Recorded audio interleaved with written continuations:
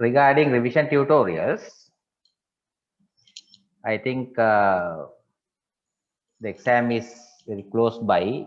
Because of the prevailing situation, it is not scheduled yet, right? I think sooner or later it will be scheduled. Can you hear me clearly? Yes, sir. Yes, sir. Right, okay. Right. So I think by now you have finished most of your work, right? So basically these revision tutorials are for you to give some idea about how to write an essay answer, right? Essay answer means when you write an essay, right? Remember, for essay answers, for essay paper, you will get 25 marks. There are altogether 5 questions, right? And each question you will have about 36 minutes to answer, right? So depending on the marks allocated, you have to plan your answer. Clear? Right. And then the main purpose of this revision tutorial is for you to give some idea of what you need to write in an essay, right? So if you are given a particular question, right? So it will cover a vast area, right? So depending on the question or nature of the question, you have to uh, select the most appropriate facts to be contained in your answer, right? Otherwise, two things will happen. You will not get marks if you write various unnecessary facts, even though they are correct. If it is not related to the given question, or if it is not contained in the marking scheme, you will not get marks, right? And the other thing is it will be a wasting of time, right? So therefore, so when you get the essay paper, you have to just, you can't start writing straight away, right? You have to go through the questions carefully, right? And understand the question properly, and you have to plan your answer first of all. Okay, right? So when we mark papers, we will see a lot of irrelevant things or unnecessary things in the answers, right? So it is very difficult to mark these type of answers because we have to find the uh, facts which is relevant to the answer, and we have to give marks, right? Okay.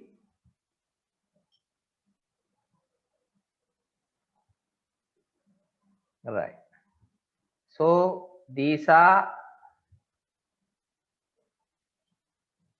some of the very recent past paper questions, right? The first question is explain the regulation of vitamin D metabolism and the role of vitamin D in calcium homeostasis in the body. So that question carries 35 marks, right?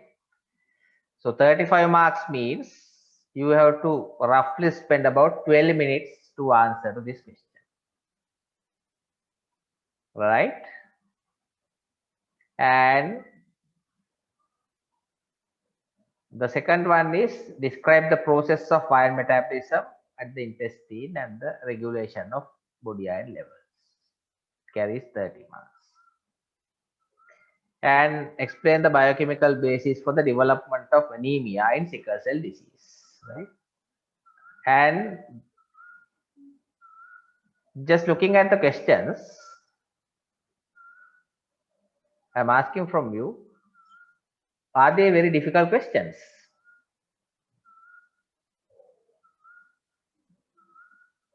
Hmm? Are they difficult questions? No, these are very, very basic theory based questions, right? Okay, you have learned all the theory behind this vitamin metabolism, vitamin D metabolism, iron absorption, and also sickle cell anemia, right? So it is easy to get marks for these type of theory based questions. You can score very well, right? And for that, you have to know the basic principles in biochemistry, right? So regarding the first question, can somebody read out the answer first?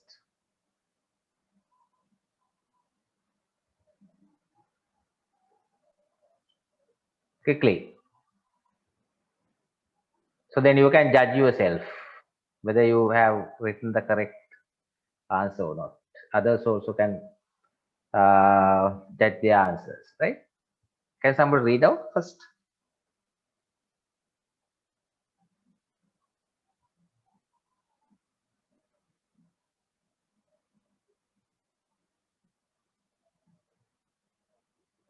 Hurry up.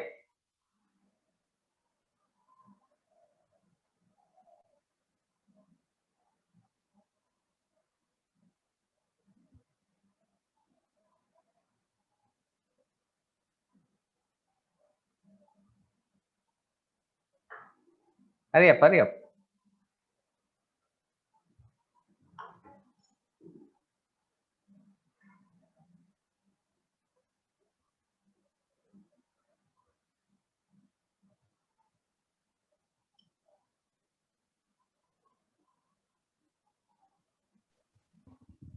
So, Yeah.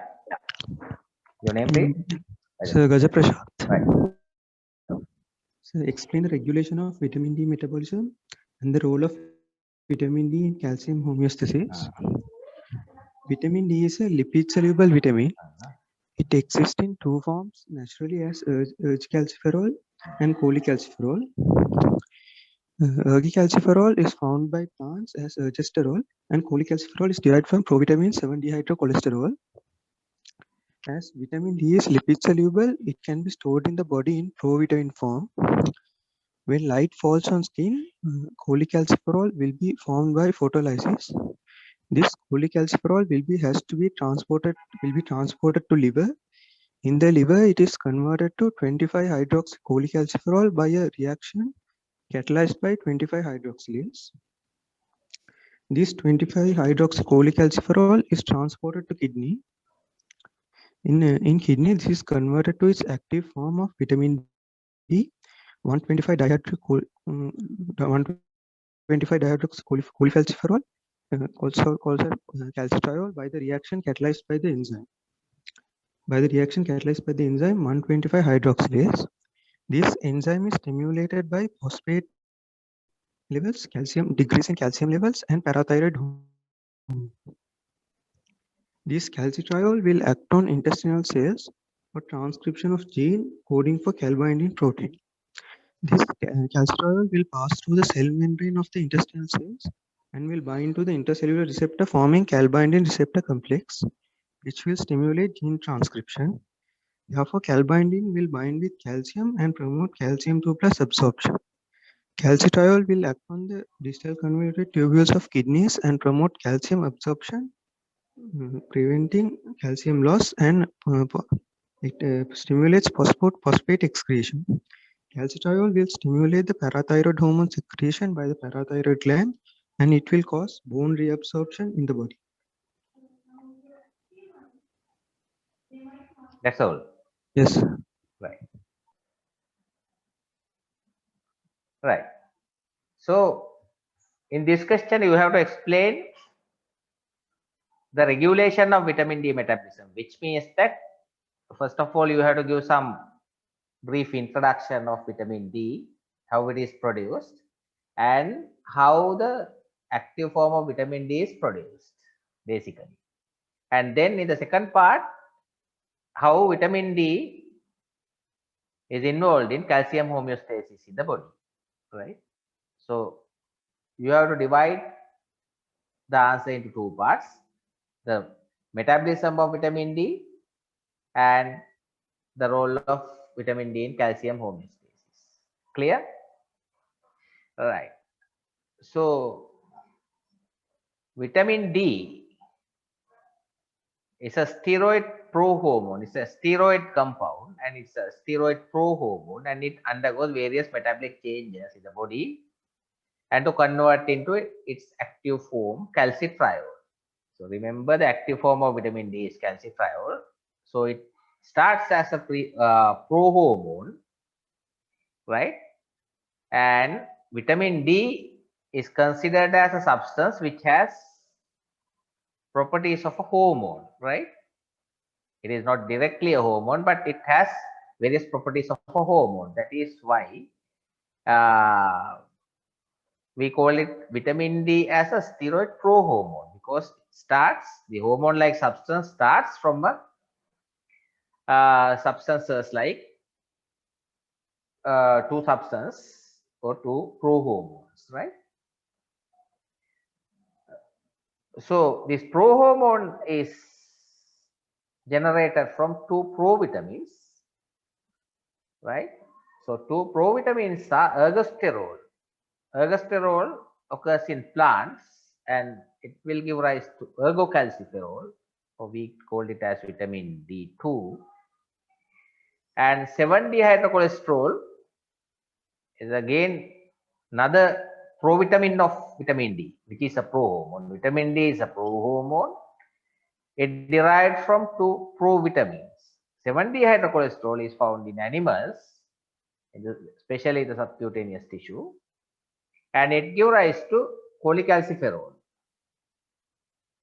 right, which is termed as vitamin D3 when the skin is exposed to sunlight, right?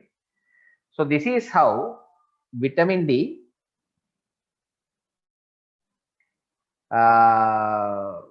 evolves, right?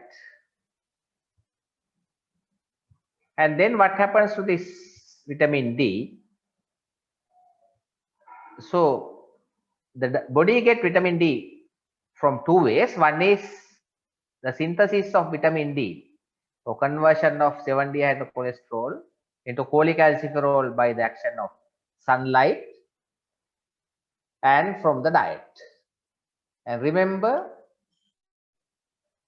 the portion of vitamin D that we get by the synthesis in the skin is a major vitamin D supply in countries like ours, right?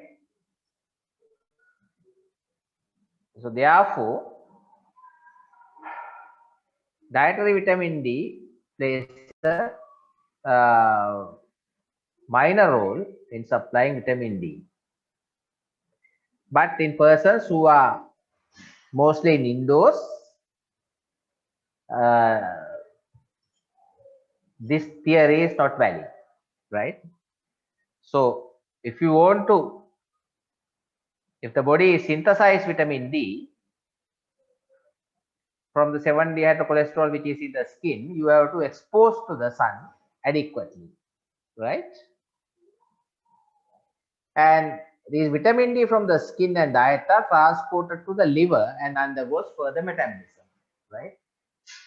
So if you have mentioned that it is transported to the liver, you will get 1 mark, right? And then you have to explain the different steps from the vitamin D to the active form of vitamin D, that is calcitriol, how it is produced. So what is the first step? First step of metabolism of vitamin D is the hydroxylation of cholecalciferol to yield 25 hydroxycholecalciferol by the enzyme 25 hydroxylase, right? So you will get, if you have mentioned this 25 hydroxylase and 25 hydroxycholecalciferol, again you will get marks. Clear?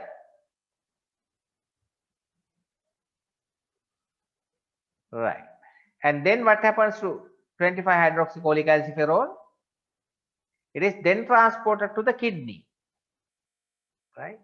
And in the kidney, proximal renal convoluted tubular cells, at the proximal renal convoluted tubular cells, it undergoes second hydroxylation to form 125-dihydroxycholecalciferol or calcitriol by the enzyme 1-alpha hydroxylase, right? So if you have mentioned it is transported into the kidney, then you will get a mark. And if it is, you have mentioned this 1-alpha hydroxylase, gain 1 mark. And if you have mentioned this 125-dihydroxycholecalciferol, again you will get a 1 mark. Right?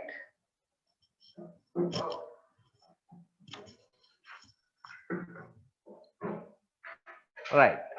So this is the active form of vitamin D. So if you have mentioned 1-alpha hydroxylase is the active form of vitamin D, right? Again, you will get a mark.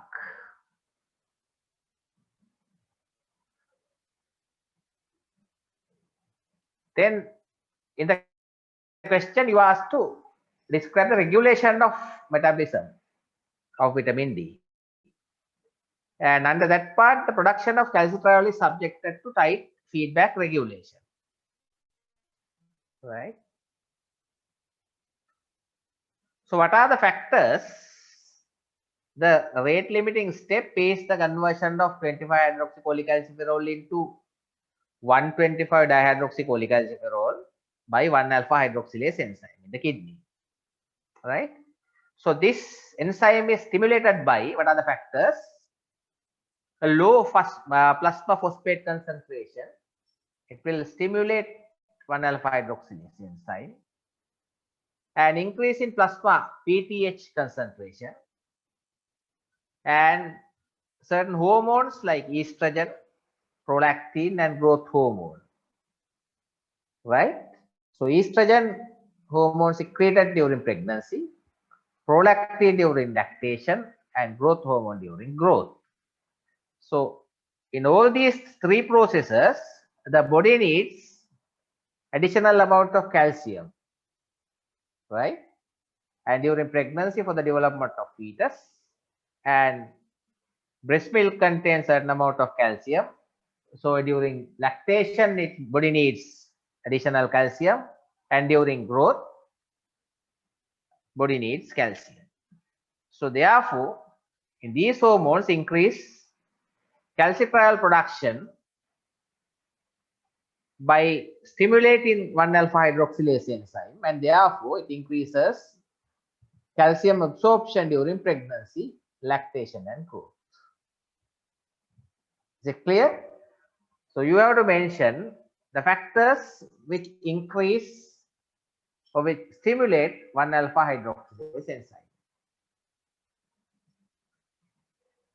Right? And what are the factors that inhibit 1-alpha hydroxylase enzyme?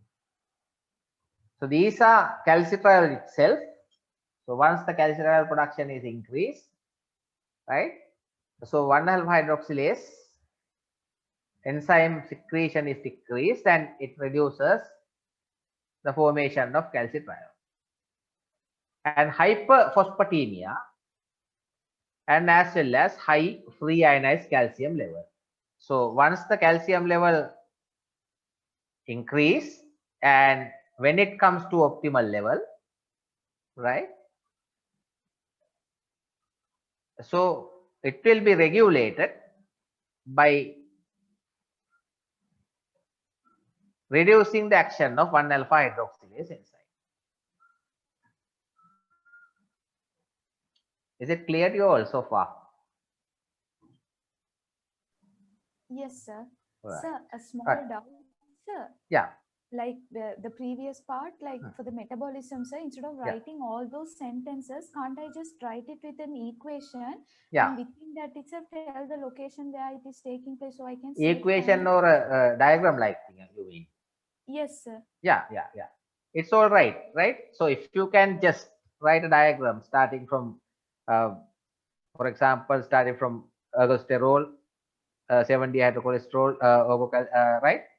And then ergocalciferol, then cholecalciferol, and then we mainly focus on cholecalciferol, right? Then put an arrow, and then in the liver, 25 hydroxycholecalciferol, enzyme 25 hydroxylase. Likewise, it's perfectly all right, right? Okay, Clear? sir. So if Okay, you sir. can write like that, we know that you know the thing, you know the subject, right? Then you will get full marks. Clear? Yes, sir. So it is not always necessary to write all the sentences, even though we call it this as essay questions, right? Right? So the main thing that you have to understand is, everybody, so if you have drawn a diagram like that, or a algorithm like chart or something, you don't have to describe it again in the text, right? Because it will be a wasting of time, right? So if you give marks for the first part, for the second part, obviously you won't get marks for the same thing. Clear? Yes, sir. Right. Thank you, sir. Okay. And then the role of vitamin D in calcium homeostasis in the body, right? So you have learned three roles of vitamin D, or active form of calcium, for active form of vitamin D, that is calcitriol, in the maintaining of calcium levels in the body, right? So how calcitriol performs this function? First of all, it will increase the uptake of calcium by the intestine. It increases calcium absorption at the intestine. Calcitriol stimulates the intestinal absorption of calcium by increasing the synthesis of calcium binding protein called calbindin, right? So it increases the synthesis of calbindin, and then calbindin promotes calcium absorption, right? It's a hormone like action, right? And secondly, by minimizing the loss of calcium by the kidney, right? Calcitriol, or active form of vitamin D, decreases urinary loss of calcium by stimulating reabsorption of calcium at the kidney, right? So by that way, it will minimize the loss of calcium by the kidney. And thirdly, it will stimulate the resorption of calcium from bone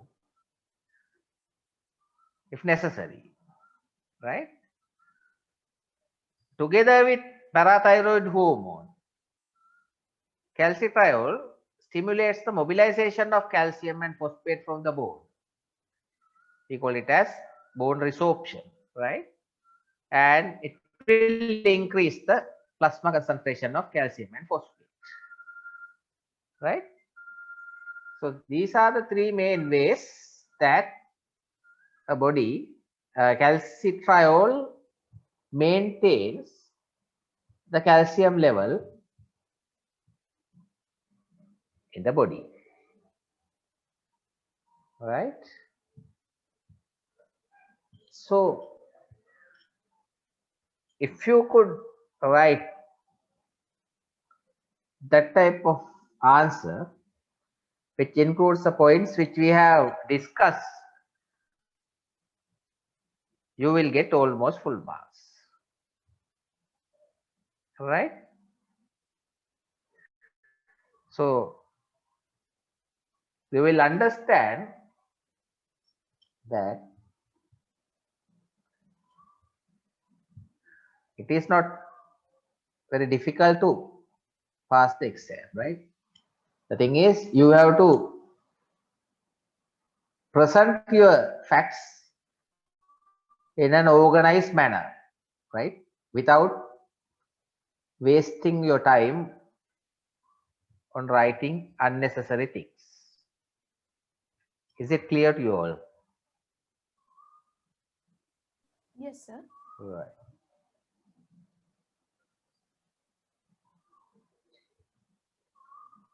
Then the second one is also a very theory-based, straightforward question, right? So describe the process of iron absorption at the intestine and the regulation of body iron level, right?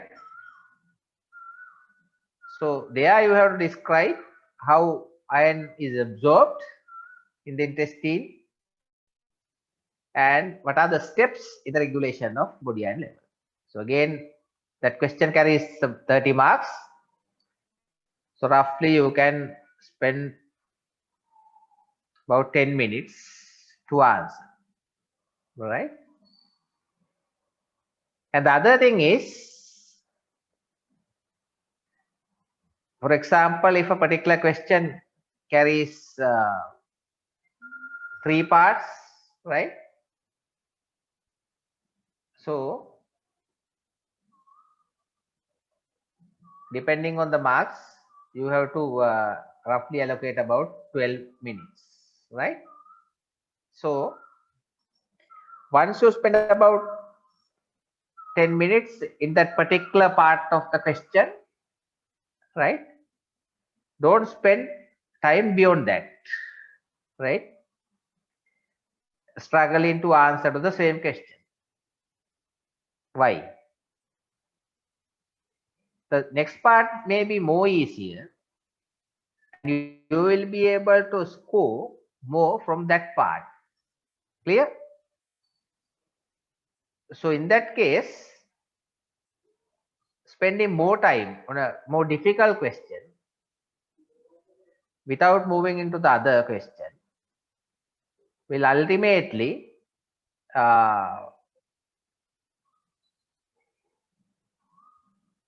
causes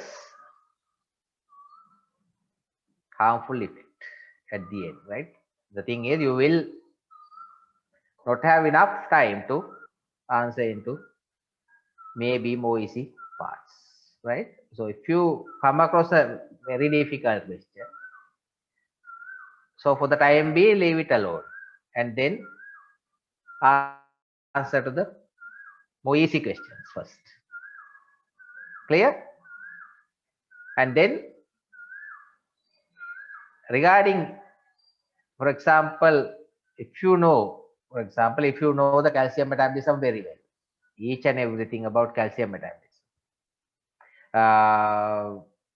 So when you answer to that question, don't write everything, right?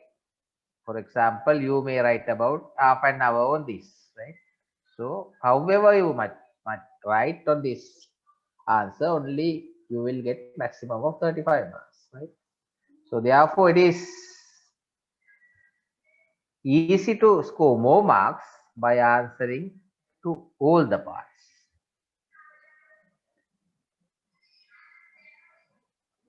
Clear? Right. So can somebody read the first answer first?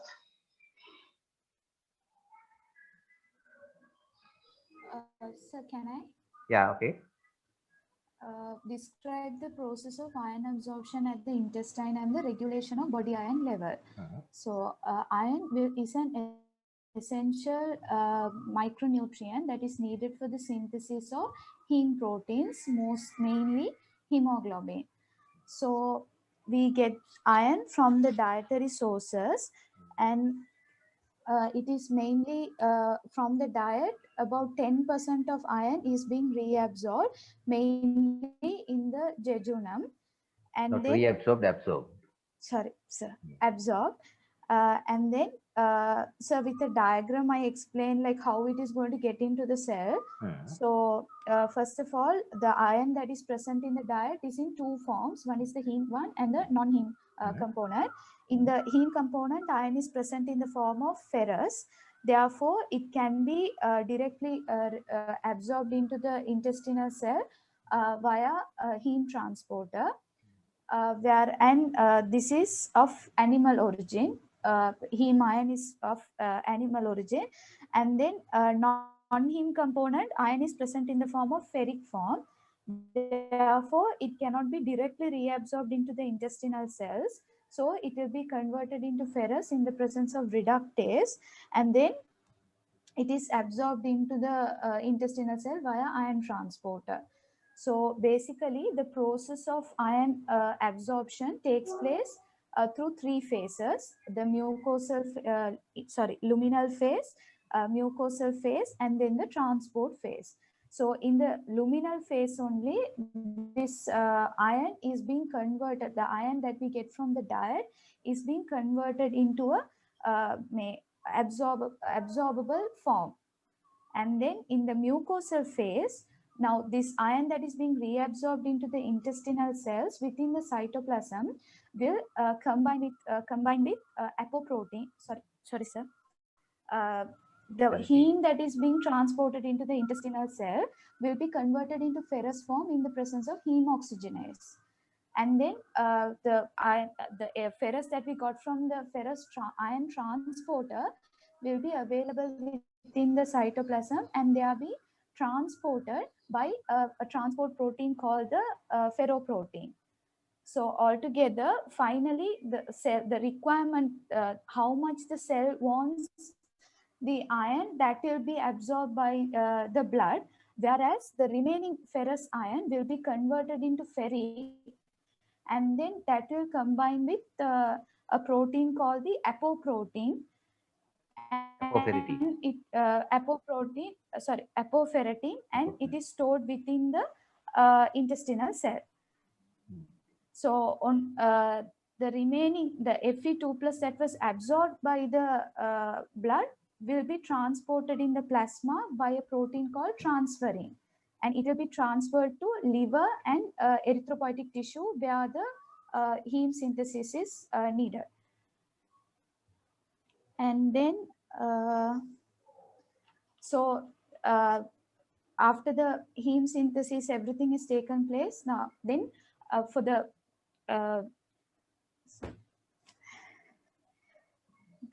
iron is being stored in macrophages, like in reticular endothelial systems, like in liver and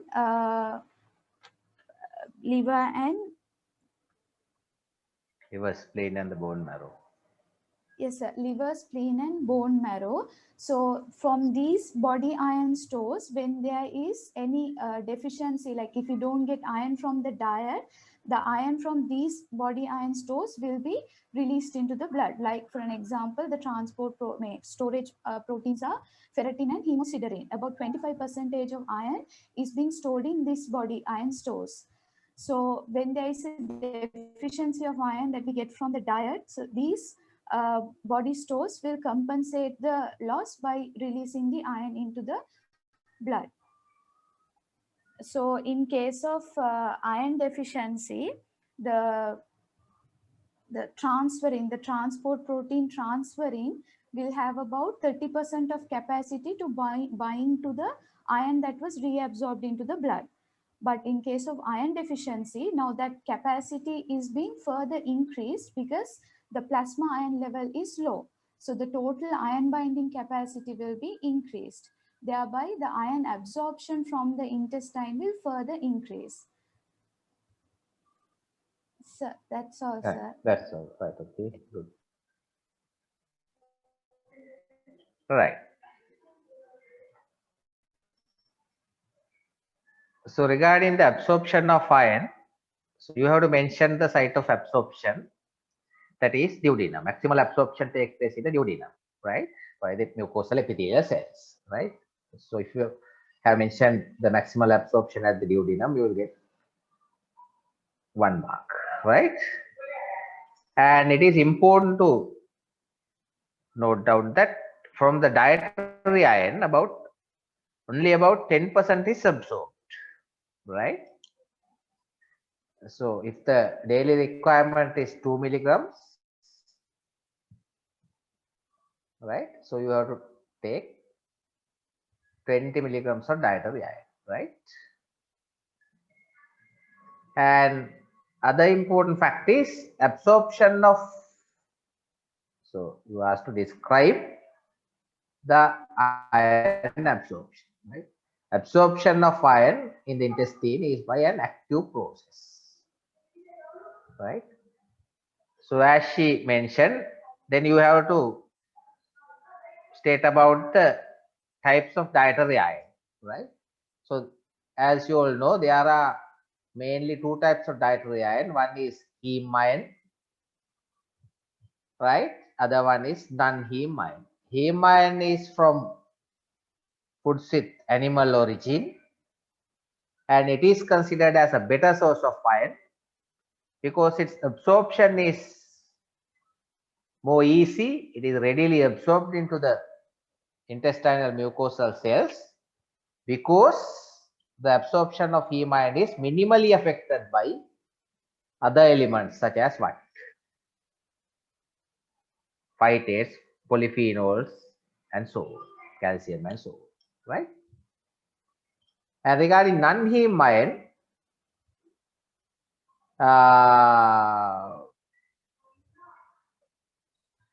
which is comes from mainly foods of non-animal origin, and this form normally contains iron in a ferric form, right?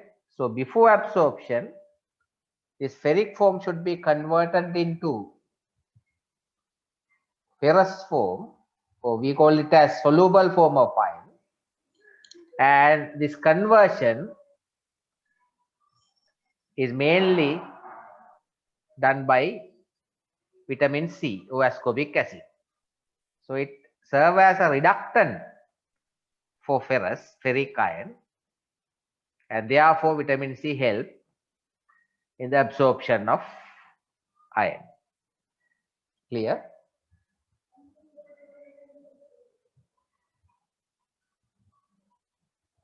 Right. So regarding the rate of absorption, right? This also you have to mention. Regarding the iron absorption, the rate of absorption is affected by the physiological factors, certain physiological factors, right? So what are those physiological factors?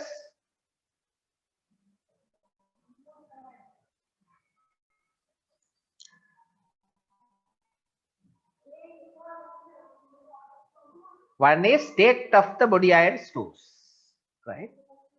For example, if the body iron stores are depleted, then what will be the rate of absorption? Rate of absorption will be increased. If the body has enough iron in the stores, then the rate of absorption will be decreased, right? And other thing is the rate of erythropoiesis. If the rate of erythropoiesis is increased,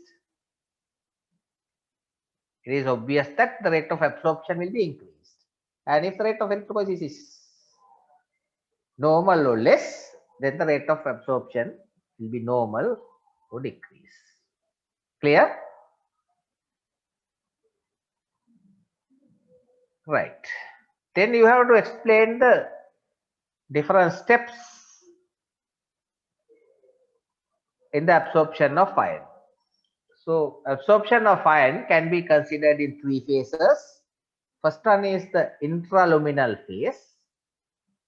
In intraluminal phase, what happens is that the iron which are in the diet will be available for the absorption, right? So heme iron will be directly absorbed by a specific heme transporter, and ferrous ion will be converted into ferric ion will be converted into ferrous form by ascorbic acid, and then it will be transported through ion transporter into the intestinal mucosal cells. So in the mucosal phase, what happens? The heme ion will be released by a heme oxygenase enzyme, and it will be added to the ion pool of the intestinal mucosal cells, and ferrous ion, which I absorb directly through ion transport, again added to the ion pool. In the transport phase, ion will be transported across the basolateral membrane of the mucosal cells and converted into ferric form, and it will combine with transporter protein. What is the transporter protein for ion? What is the transporter protein? Transferrin, right? Right.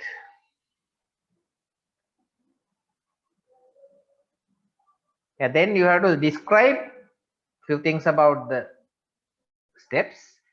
As we discussed, ferrous ion is transported into the mucosal cell by ion transporter, which is in the apical membrane of the cell, and then the heme is transported into the cell by a separate heme transporter, right?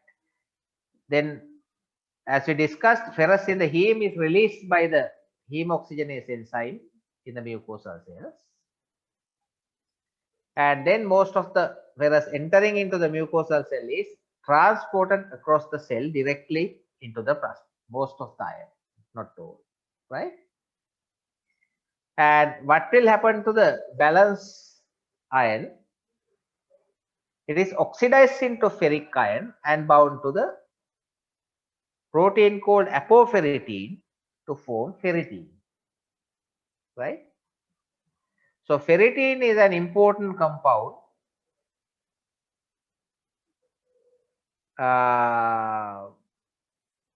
which relates to iron metabolism. So you will see ferritin mainly at three sites. One is in the intestinal mucosal cells, and then as a storage form of iron, and then as serum ferritin, right? So remember, serum ferritin estimation is the gold standard for detection of status of body ion stores. The capacity of the body to excrete iron is very limited. That is one important fact that you have to remember. The capacity of the body to excrete iron is very limited, and therefore the amount in the body is regulated by the changes in intestinal absorption, right? So this fact carries about 3 marks, like, right? Because it is an important fact, right?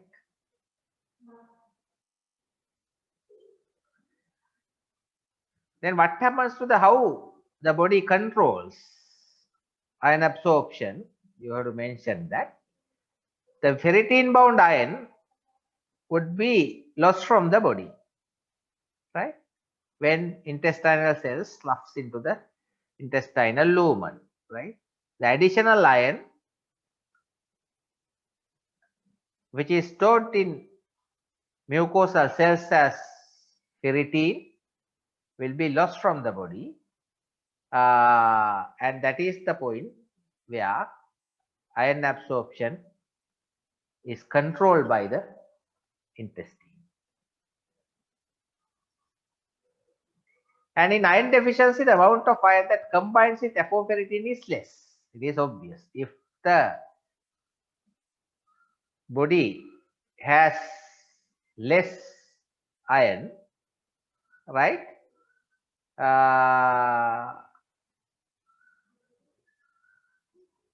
it needs more absorption.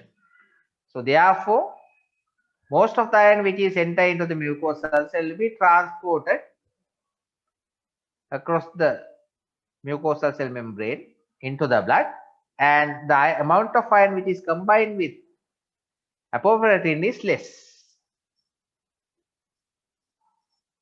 And also iron entering into the blood then oxidize into ferric iron as we have discussed, and then coupled with the iron transporter protein transferrin, right?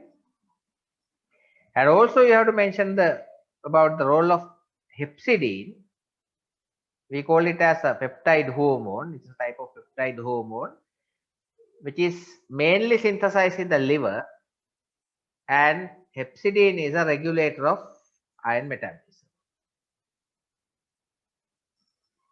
So it lowers dietary iron absorption by reducing the iron transport across gut mucosal cells. The one way of reducing iron level in the body, serum iron level by hepcidin, is to reducing the absorption of iron or reducing the transport of iron across the gut mucosal membrane, right?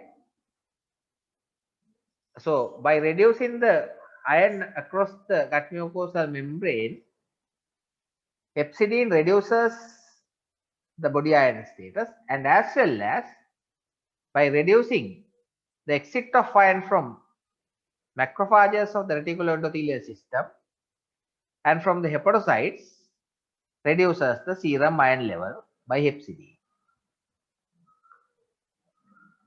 Is it clear? Yes, sir. Right. Right. Any questions so far?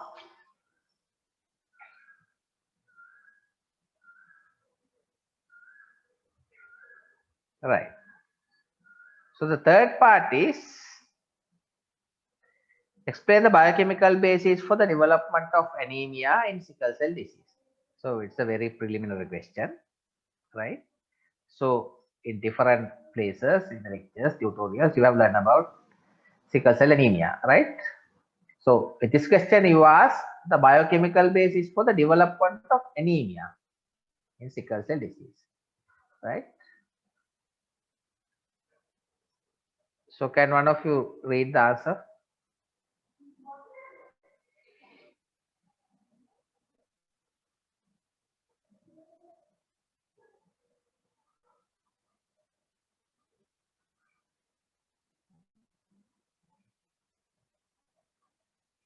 Hurry up.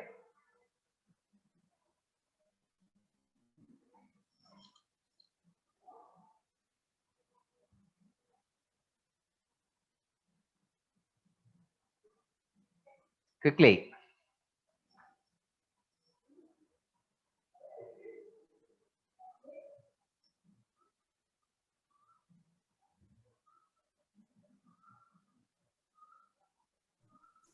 Sir, Yeah. Can you read? mutation is a change in nucleotide sequence of a gene. The change can occur in single base or several bases. Single base changes are called point mutations. Point mutations due to a change in the nucleotide type can be a transition or transversion. Sickle cell anemia is an autosomal recessive disease due to abnormal structure of hemoglobin. Normal adult hemoglobin A contain 2 alpha chains and 2 beta chains. In hemoglobin A, beta chain 6 position contains glutamic acid. It's a polar and charged molecule. A mutation occur in the second base of the relevant codon, which is responsible for glutamate. After the mutation, second base of codon is replaced by thymine. This will code for valine. Valine is a hydrophobic and uncharged. This amino acid replaces in beta chain 6% produce a sticky patch on the outer surface of the beta chain. Arterial or oxygenated form of hemoglobin is normal in this stage, but venous form shows a decrease in solubility. So precipitation occurs when oxygen tension is low.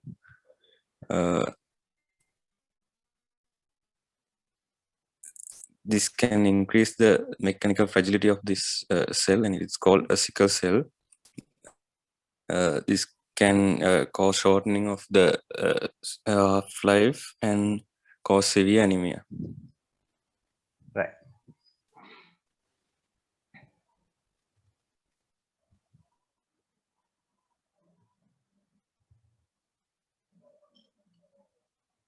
Right. So sickle cell disease is a hereditary condition which has an autosomal recessive patterns of inheritance, right? So inheritance patterns. So you have to mention that sickle cell disease is a hereditary disorder, right? And the question is about the development of anemia in sickle cell disease, right? So the gene defect is a known mutation of a single nucleotide.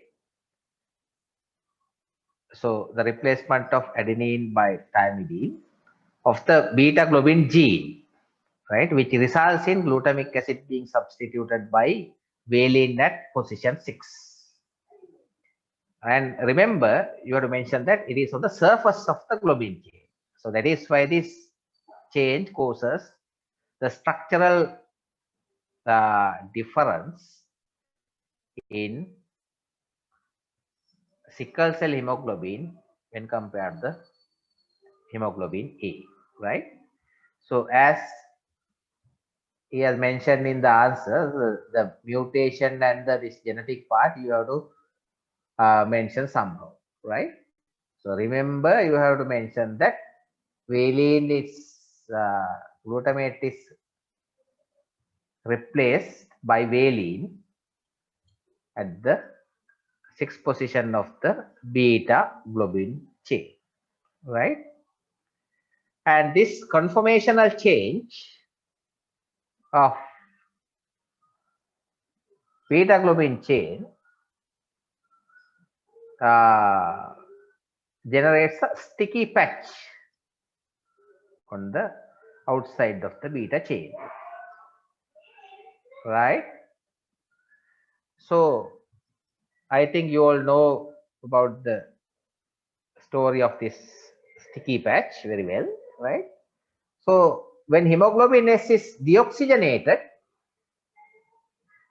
the sticky patch will bind to the complementary patch of the other deoxygenated hemoglobin molecule. And this will happen only when a critical concentration is reached, right? So if the deoxygenated form is more, right, at a particular critical concentration, these hemoglobin molecules, the deoxygenated hemoglobin molecules, try to polymerize, right? So you are very familiar with this diagram, and you can draw this diagram to explain this, right? So this is the normal hemoglobin oxygenated state, and in the deoxygenated state, you know that hemoglobin has two conformational status in oxygenated state and the deoxygenated state, right? So therefore we can demonstrate these two conformational changes as this diagram for oxyhemoglobin, and in this diagram like deoxyhemoglobin, and here you can see a complementary site. So because of the amino acid change in the hemoglobin S or sickle hemoglobin, this is the change which occurs in the surface of the beta globin chain, right? We call it as a sticky patch, right? And in oxygenated state, you can't see these complementary sites as in hemoglobin A, but in deoxy state, you can see these complementary sites in hemoglobin S as well, right? So at a critical concentration, this sickle hemoglobin with sticky patch at the deoxygenated state can combine with each other or can polymerize to form a structure called as filaments. It's a fibrous structure, right? Clear?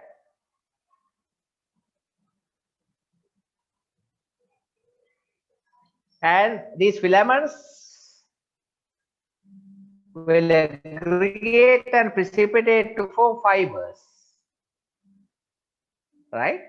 So formation of these fibers will distort the shape of the cell, the characteristic sickle shape,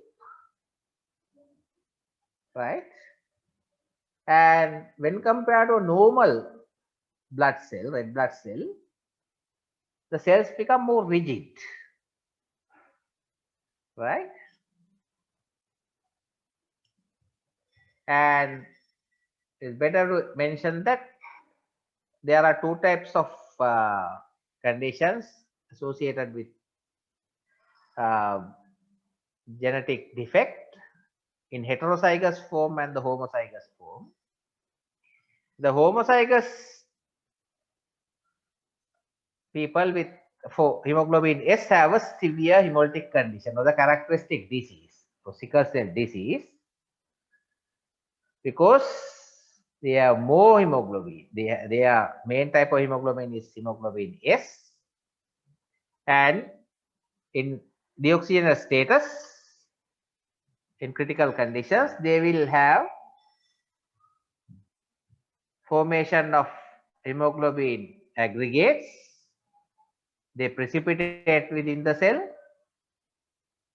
gives a red cell a characteristic sickle shape, and they are more rigid, and it is subjected to mechanical fragility, right? And therefore, their lifespan is short. In other words, they will subjected to premature lysis, right? So mainly the sickle cells cause severe anemia due to increased fragility of the cells and lack of elasticity during circulation through the small capillaries, right? So they can't squeeze through the small capillaries as normal red cells because of its rigidity and the characteristic shape, right? And remember, the loss of red blood cell elasticity is the central pathophysiological finding of sickle cell disease,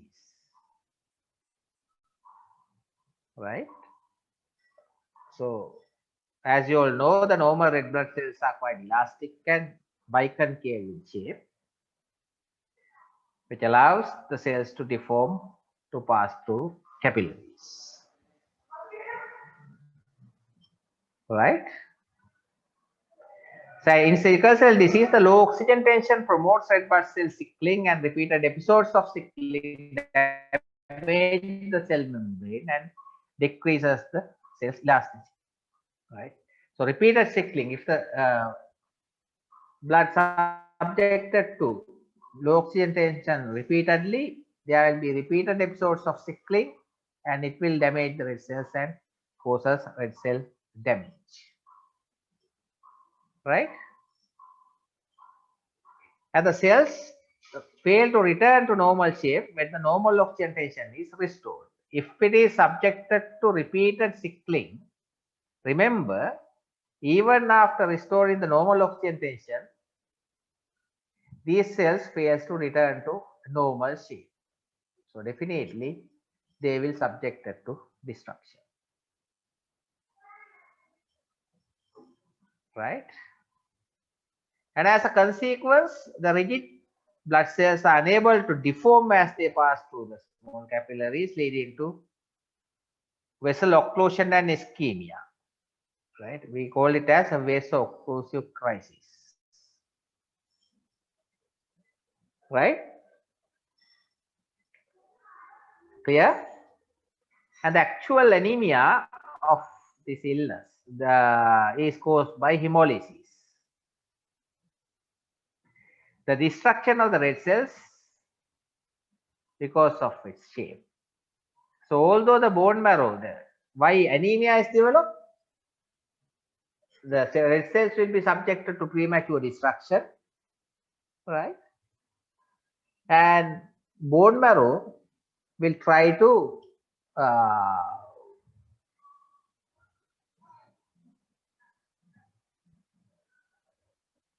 compensate by increased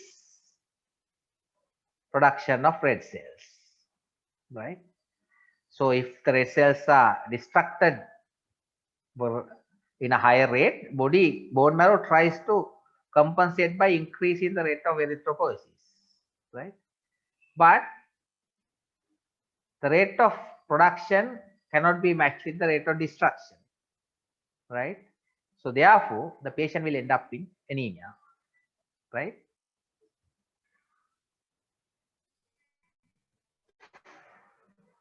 So when you compare to a healthy normal red blood cell, which has a half-life about 90 to 120 days, the sickle cells, the half-life of a sickle cells only about 10 to 20 days, right? So therefore you can see the difference in half-life, and therefore the bone marrow cannot compensate for the rate of destruction in sickle cell disease. Clear? So these are the facts that should be included in the answer. Basically, what you have to explain is that how the question is how anemia is developed, right? So basically, you have to focus on how anemia is developed in sickle cell disease. Okay. Any questions?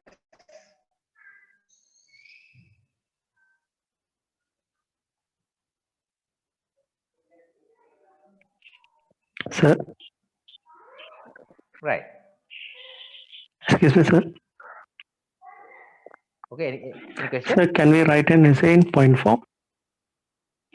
Yes, of course. So it will be more easier for us to mark also, right? Right? Okay, sir. Thank you. The thing, yeah, the thing is, if you can write it in a point form, the thing is, that is why I have mentioned that in the at the beginning, right? So if you before you write an answer, right? So you have to plan your answer first. It may take 2-3 minutes, right? Clear? So depending on the question, you don't have to write all the essays in point form, right? The one which is feasible, you can write it in a point form. Again, it will save your time, right? And also, it will be easy for us to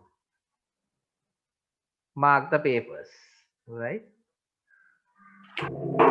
Yes. Yeah. Thank you, sir. Right. So other thing is, I don't know when will be the exam, right? So it will come soon, right? So don't waste time. I think most of you are at home, right? So spend as much as possible time on studying, right? So when you pass the exam, you have to pass all 3 subjects, right? So pay equal weightage, pay equal attention to all 3 subjects, right? Clear? Understand? As far as the biochemistry is concerned, content wise, I think it has the least content, right? When compared to the other two subjects, right? And most of the things are interrelated.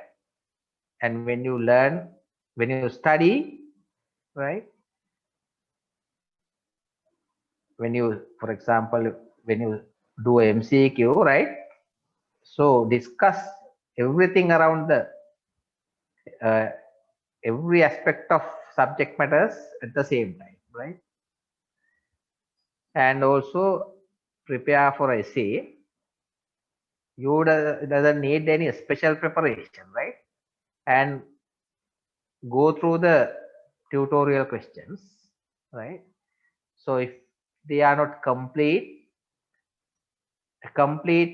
adding any additional points that you have learned during your study and discussions, right?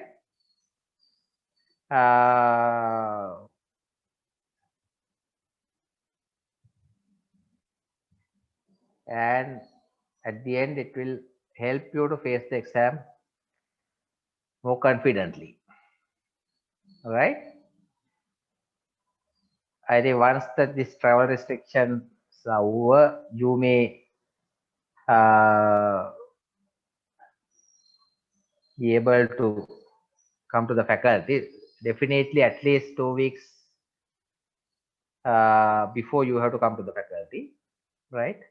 So by that time also, if you have any questions, we will be at the department. Come and ask from us if you have any questions, right? Don't wait till the last moment comes. Clear?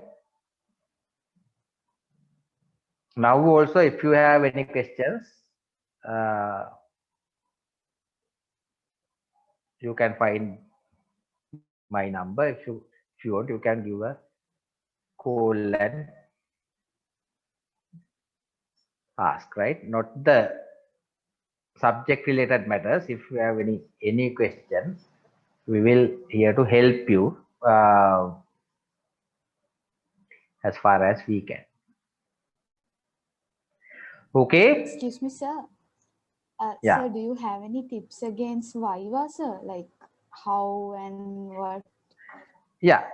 Regarding Viva, as I am always telling, right? So you don't need any special preparations, right? The thing is, if you have the knowledge, you can face the Viva confidently. The thing is, certain areas you have to be, you have to pay your attention to certain areas, because in the Viva, you will be asked about more clinically relevant areas. Clear? Other thing is about practicals, right? So biochemistry practicals, it will be assessed at the hospice up to some extent, and certain things will be asked at the Viva. For example, during the last proper Viva, I asked about Benedict test. For example, from 10 people, right? 10 students. But only about 3 were able to answer, give the correct answer. How to perform Benedict test. Understand? තේරුණාද? දැන් මේ වගේ එකක්වත් සමහරවිට කියා ගන්න බෑ. Volume එක වැරදි, right? Procedure එක වැරදි. හරි? Sometimes it may be due to the stress that you are facing in that situation, right? The main thing is that don't get excited, right? Clear? Come with a free mind and give a rational answer to a given question, right? And sometimes I don't know, the recent one we didn't face that. Some students ask, can you ask another question? you don't have a right to ask like that, right? Because in Viva board there will be a person from Department of Biochemistry and a person from other department, mostly uh, a specialist in clinical subject, right? So they will be asked about clinically related things about diabetes, right? Anemia and nutrition and so on.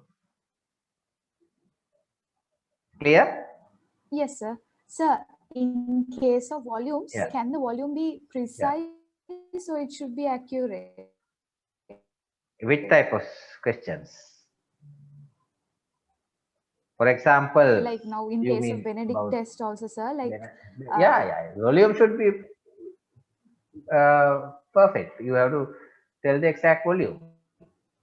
If I ask the procedure, so you should know the correct volume. Benedict test එකී පාරක් කරනවද? And about other biochemical tests, especially one important area is about bilirubin, right? So most of the questions will be many questions will be asked from that section, the practical about urine, right? Renal function test. Clear? Those are the things that you know, that you should know at the end. Clear? Right? When you, so after passing this, so you have to do clinicals, right? So the areas which is related to clinical medicine, you have to remember very well, right? So if I ask, what are the renal function tests that you know? Most of the students can't give a straightforward, clear-cut answer. But that should not be the case, right? You know renal function test very well. We have taught you to learn it well, and these will be very important for your clinical medicine and so on. Bilirubin, thyroid functions, calcium metabolism, and so on, right? Anemia. Clear? yes, sir. All right. Okay then.